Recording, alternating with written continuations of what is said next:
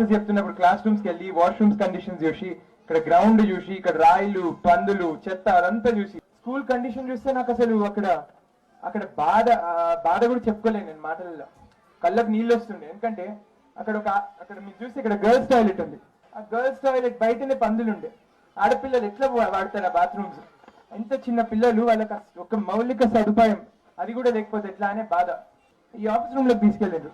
మొత్తం స్టూడెంట్స్ ఉన్నారు. సార్ అదేంటి మీ ఆఫీస్ లో స్టూడెంట్స్ ఉన్నారు అని అంటే, సార్ ఇదే ఆఫీస్, ఇదే క్లాస్ రూమ్, స్టాఫ్ రూమ్ కూడా ఇదే అన్నారు. నేను షాక్ అయినాను. అంటే 100% నాకు ఇట్లాంటివి కొత్త. నేను ఇంతకుముందు ఎప్పుడు చూడలేదు. ఎందుకంటే నేను చదువుకున్నది ప్రైవేట్ పాఠశాలలో.